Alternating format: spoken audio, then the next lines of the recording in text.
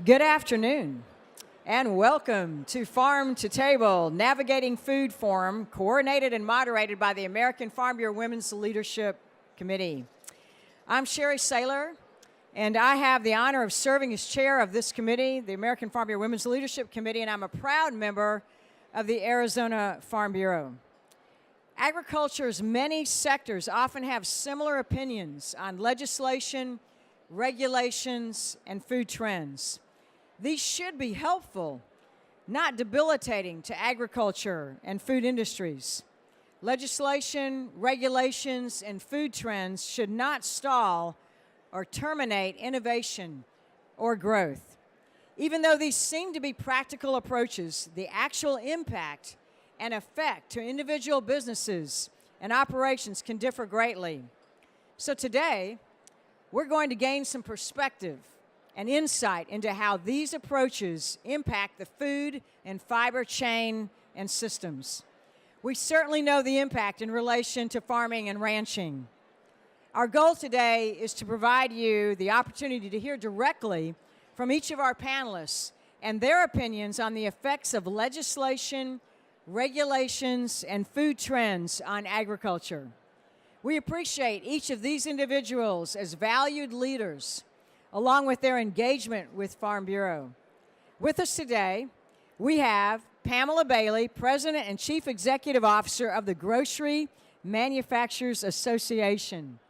We also have Jane DeMarchi, Vice President of Government and Regulatory Affairs at the American Seed Trade Association. I would like to offer my personal thanks to each of the panelists for making themselves available, to the ID Ag and Conventions team, to our AFBF staff, and to the Women's Leadership Committee for their ongoing support, and to all of you who are attending this. Our panel moderator today is my good friend, Marita Hauser of the great state of Kansas. She serves as the Midwest Region Representative of the American Farm Bureau Women's Leadership Committee. So I'm now going to turn this over to Marita. Thank you. All right. You're going to take that with you? All right. Thank you, Sherry. I appreciate that. The structure of today's panel is going to be simple. Each of our panelists will have the opportunity to provide a 2-minute opening statement on their stance or relationship to agriculture and to Farm Bureau. Following the opening statements, a series of questions will be asked of the panelists. Panelists will then have the opportunity to provide a 1-minute closing statement. So let's get started. And I'll let you start first, Pam, with your opening statement. Thank you so much, Marietta. It's wonderful to be here. Nashville is a special place for my family. The last time I was here, my daughter was married at the Country Music Hall of Fame to her now husband, who is a native Nashville student, went to University of Tennessee. So if you have an opportunity, get downtown to the Country Music Hall of Fame. I represent America's food and beverage manufacturers. We are inextricably linked with each of you and with the Farm Bureau. Food manufacturing today is the single largest source of manufacturing jobs in the U.S. Together, agriculture producers and food manufacturers account for 15% of all American jobs. Your harvests become our products. We work together to tell the story of American agriculture and are the link between you and consumers in the city who may not know all they should know about American agriculture. We're going to use this. Okay. Should we try this? Is this better? Okay, good. And it was the partnership between the Farm Bureau, manufacturers, other processors, and others in the value chain that played a critical role in passing the federal law in 2016 that enacted disclosure standards for bioengineered ingredients. Too often, I think we tend to overlook the power of the entire agriculture value chain working together. I remember in 2012, when we were first getting involved in the Good, I've got it now. I remember in 2012 when we were first getting involved in the GMO state-by-state labeling fight. We had a meeting in Washington. It was at a long table in a small room. It brought together all sectors of the agriculture value chain at the table. The Farm Bureau, processors, manufacturers, technology companies. Someone at some point looked around the room and said, you know what? This is the first time we've ever been at the table together. Isn't that amazing? Look how far we've traveled since that first meeting. The coalition that started as a result of that meeting and that the Farm Bureau was such an important leader of grew to be 1,100 organizations wide across the United States. Senator Pat Roberts from your state of Kansas and chair of the Senate Agriculture Committee called our coalition historic. He said in all his years in Washington, he'd never seen anything like it. It's because of your hard work every day that our companies are able to produce what they do for Americans. And it's why we together enable Americans to spend less on their food than any other industrialized nation in the world. The success of our industry starts with our partners, the American Farm Bureau, and each of you as members of the Farm Bureau are partners with our industry. And we're very pleased to work with you, and I'm pleased to be here with you today. Thank you. Thank you, Pam, and we will turn it over to Jane. Thank you very much. Can you all hear me? Yes, okay, great. Pam, thank you so much for that introduction, and thank you for having me today as well. I'm excited to participate in the whole Farm Bureau meeting, which you've got some pretty big name speakers coming. It's very impressive. And actually, Pam, I was at that meeting when we were in that very small room, and it was amazing to see the market power and the potential, and that we really did live up to that. So my name's Jane DeMarchi. I'm the Vice President of Government and Regulatory Affairs from the American Seed Trade Association. ASTA is one of the oldest associations in the U.S., and we represent all different kinds of seed companies. We actually have over 700 members. We like to say we represent from alfalfa to zucchini. So if you're growing it, it's probably coming from seed that one of our members is making. Those companies are intensely focused on their customers and investing heavily in research and development to provide better tools and more tools in your toolbox.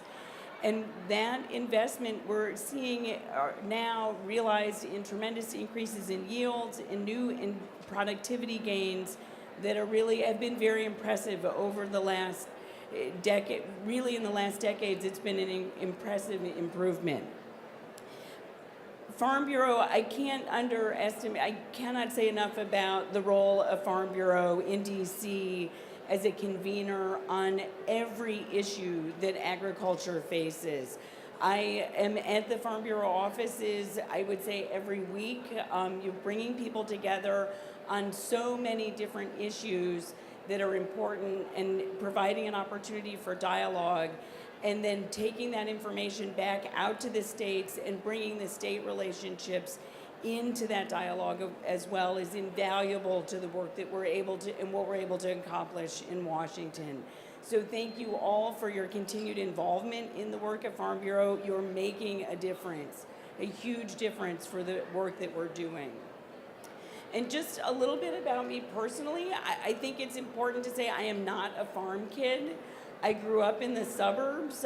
My family has been in the baking business for over 100 years. And so we had a connection to food, but not to farming. But as I was in college, I got an opportunity to live overseas and saw a lot of parts of the world where they didn't have enough food.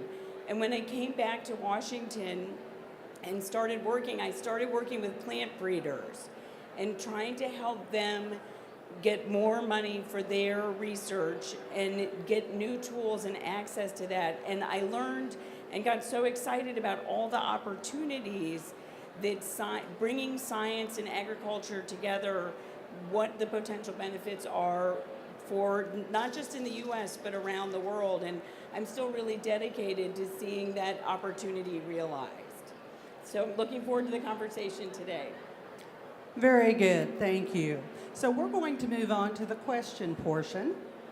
American consumers deserve to have confidence in food safety and that best practices are applied to ensure access to wholesome products. Biotechnology is an important tool available today and offers sustainability and food security.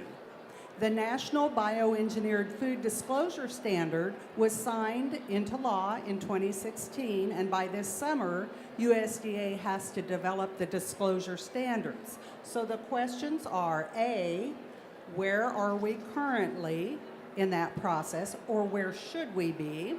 And B, considered a win by agriculture, in your view, will the standard provide the transparency for consumers by providing them what they want to know to increase their trust in their food?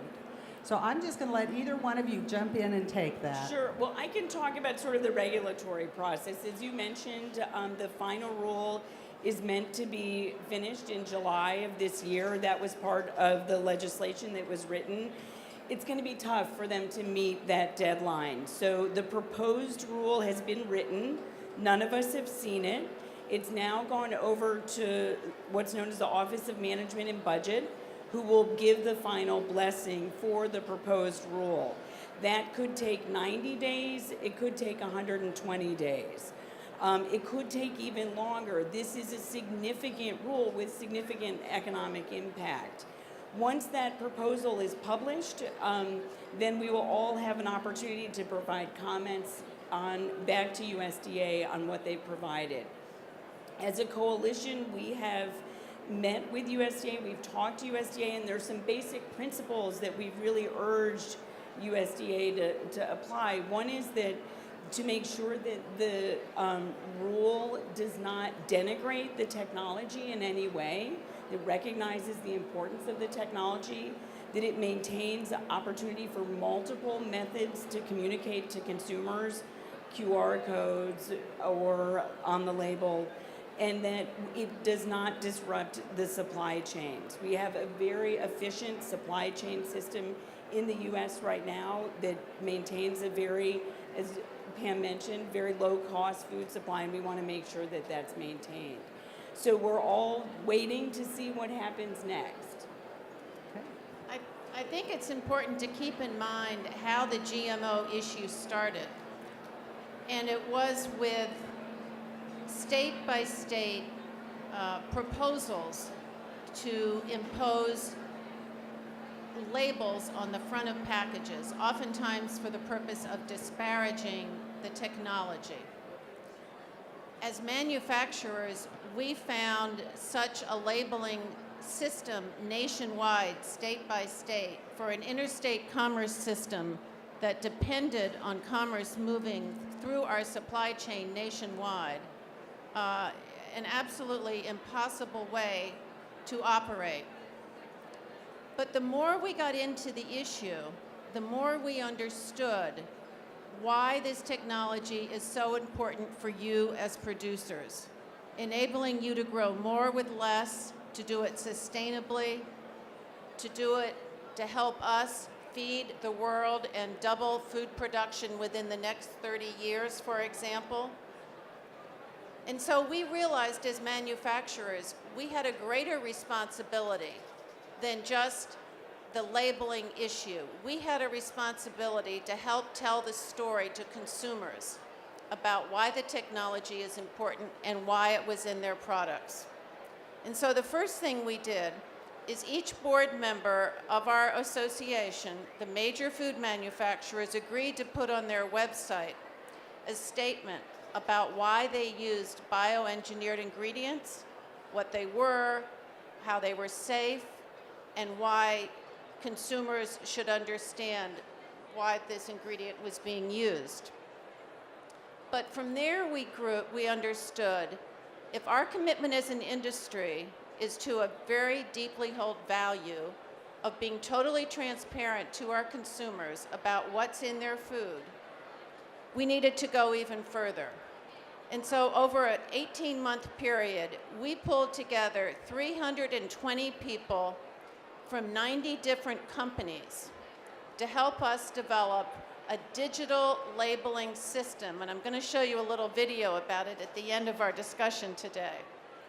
But this allows consumers, with just a swipe of their phone, to go instantly to all the information they want about their food. Over 325 different attributes. So yes, it's going to be utilized because of the way the legislation was written. It's going to be utilized as a tool to disclose GMO ingredients. But it also is now enabling consumers to learn, for example, if Hellmann's mayonnaise has soybean oil in it, why does it have soybean oil in it? Where were the soybeans grown? And eventually, you'll be able to even click through to the actual farm and the farmer that grew the soybeans that are in the mayonnaise. So this is our commitment, and we could not be more pleased that the legislation was written the way it was, very bipartisan basis, very inclusive of comments from the value chain. And if the regulations come out consistent with the way the regulation was written, it will deliver on the promise of transparency for consumers. Very good, thank you. We'll move on to our next question. American farmers and ranchers utilize a variety of production practices and tools to clothe, feed, and fuel our consumers. Decisions made through legislation and regulation, along with decisions made by the food industry, can have consequences that impact our businesses and our bottom line. So the question is, A, with the emergence of new breeding techniques such as CRISPR or talons, from your respective positions, what insights or advice would you provide to farmers and ranchers as they prepare to make future decisions? And B, how can we avoid the confusion that occurred with consumers and politicians surrounding the technology associated with GMOs? So I can start off to answer that. So gene editing is really an exciting tool and technology. You know, it would not exist if we had not been spending many years investing in our knowledge of plants and our understanding of plants. So the important thing to remember is it's a tool, it is not the end result, right? So there are many things that can potentially be done in the future with gene editing. It's also important to note there are no gene-edited products on the market right now. This is a technology that's largely being researched at universities, and they're trying to understand what are some of the things that can be done with these tools. And it's some pretty cool stuff. You know, they're looking at making tomatoes that taste better and that have better nutritional composition. Looking at wheat that has reduced gluten, so people with gluten sensitivities could actually eat wheat. They're even looking at cover crops and how you could make cover crops maybe retain nitrogen more efficiently. So there's a lot of excitement about the opportunity there, and I think, you know, from ASTA's perspective, what's really important is that we remind people about the excitement and the opportunity that science and innovation provide, and to not feed into the fear as we go forward, because one thing, as I mentioned, things aren't on the market, and anything before it comes to the marketplace will be heavily tested. And in fact, some portion of gene-edited products probably will be regulated in the same way that GMOs are. But from ASTA's perspective, some of the gene editing tools enable you to make very small and precise changes in the same way that you would with traditional or conventional breeding. And when there's that parallel, the end product is the same, we feel that that should not go through a huge regulatory process like GMOs. Because if everything is regulated to that extent, there will not be the opportunity to realize the promise of the technology. Okay, thank you. Here is where we need to continue to work together as a value chain. I think one thing we all can agree on is that we learned a lot of lessons from the GMO issue, and we can't let that happen again. Technology and innovation is too important when it comes to food and food production. But we've also learned consumers want transparency. They want the insurance that their food is safe. We need to bring together experts beyond the scientists and those of us in government affairs. We need communicators. We need to talk to regulators. It needs to be a holistic approach. Consumers will want to know, how is it made? What does it mean? What does it mean for me? Why is it good for me? And we can do this, but we need to do it in a thoughtful, planned way. I think it's going to take all of us working together to make that happen. So, I think we have time. We have time for one question from the crowd, and I think, go ahead with the wrap-up. We don't have a mic? Okay. Well, I'm going to ask another question. Since we're mic short, I do have one question. I'm sorry those of you in the crowd who maybe had a burning question, but I am going to ask another question. So the past couple of years have been challenging and interesting as the food debate has become more political. As we approach an election year and navigate a new farm bill, where best would you focus engagement and messaging for maximum dialogue and impact surrounding food and agriculture? So just building on what Pam was saying before, we just cannot communicate enough. So I almost hate to say concentrate here. And I think it's terrific that you have so many speakers at this convention who are doing all kinds of different types of communication with bloggers or with inviting people to their farm. And you pick at sort of conversations as well, because I think what we learned again from the GM experience is we cannot communicate too much. And it's not like a campaign where it's like, okay, we did that, we have to move on.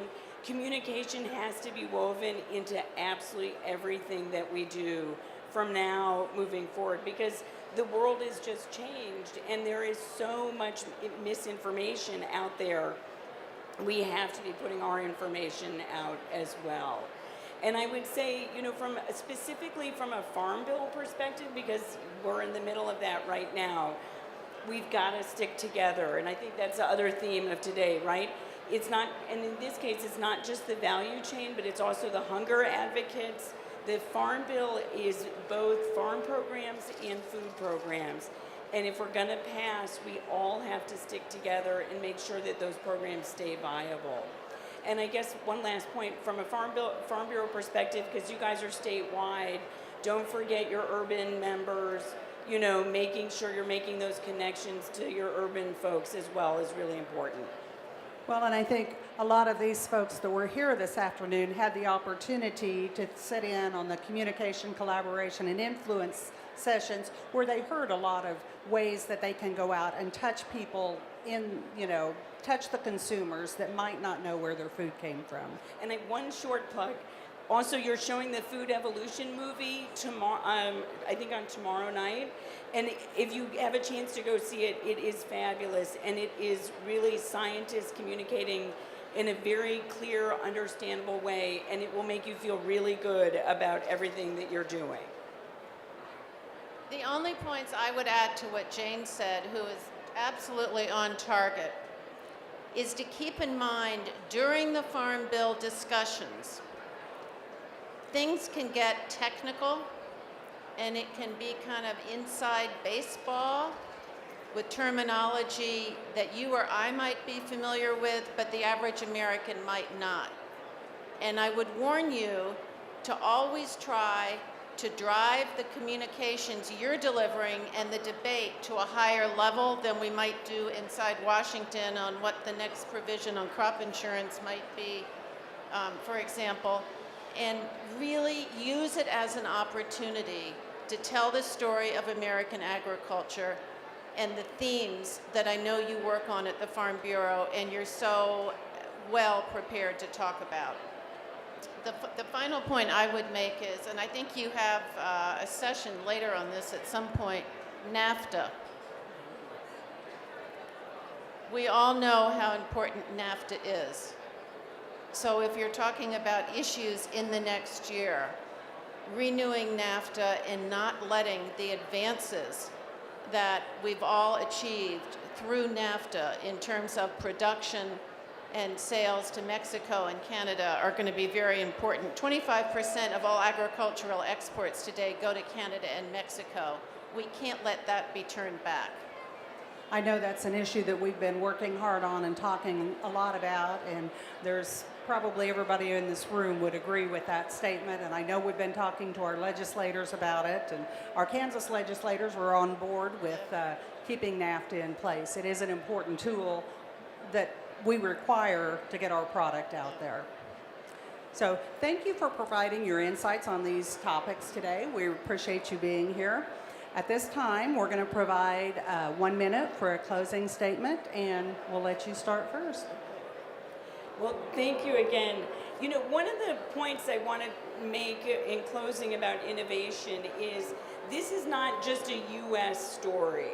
This is a global story. And when we think about gene editing as opposed to GM, what we're finding is that many countries that really turn down GM technology are very interested in gene editing. They realize that they missed out and that their farmers missed out. So we're really wanting to make this a conversation with farmers in other countries, with seed companies in other countries, so we can speak with one voice. Because one of the things we have also learned is it doesn't help if we have the best regulatory system in the US, but we can't export our products, then that's not helping farmers. And so our goal as we move forward in a deliberative process is that it is an international and global conversation. Thank you, Jane. Pam? All right, I'm going to show you the video on Smart Label and just share with you first, 20,000 products today are in the stores with the Smart Label logo. We expect 40,000 by this June. Consumers shop with their phone increasingly. They can also access it on their computer, and it's going to enable all of us together to continue to tell the story consumers want to know about. What's in their food? Why is it in it? How is it made? Where is it made? What does it mean? So let's show the video. Ever have a question about the ingredients in your products? Are there ingredients that you want to avoid or know more about? Smart Label has the answers. Here's how it works. When you scan the Smart Label QR code, you will see tabs that provide all kinds of information, from nutrition and allergens to instructions and certifications. Do you happen to be allergic to an ingredient and want to know where and what it was produced with? Smart Label provides important information for those with high allergen intolerances. You can also check out the ingredients list, where you can click an ingredient and find out what it is, why it's in the product, and even where it came from. Also ever wonder if your product contains GMOs? This information will be available on thousands of products. Smart Label provides that. All this information and much more is available at your fingertips with Smart Label. Very good.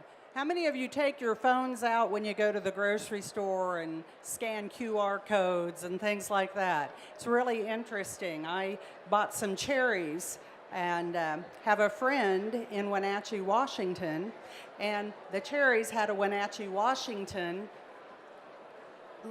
area, so I thought, well, I'm going to scan that and see if those are Vicky's cherries. And I scanned the code, and they weren't Vicky's cherries, but I got to meet the farmer. It was fantastic. And then when I saw Vicky, I talked to her, and they weren't Vicky's cherries, but Vicky's bees had pollinated those cherries. So it's a really small world in agriculture. So I would like to thank our panelists today and give you a token of our appreciation. And if you would help me thank them with a round of applause for being with us today, we really appreciate that. So thank you for joining us all at the Farm to Table Navigating Food Forum. Thank you again to our panelists. It's been an honor for the American Farm Bureau Women's Leadership Committee to coordinate and moderate this event. As we enjoy the rest of this year's annual convention and continue the celebration of grassroots reception, remember, the strength of Farm Bureau and agriculture starts with each one of us. We can't forget the importance of unity and the role that each of us play in the supply chain to ensure quality and affordable food, fuel, and clothing for a rapidly growing world.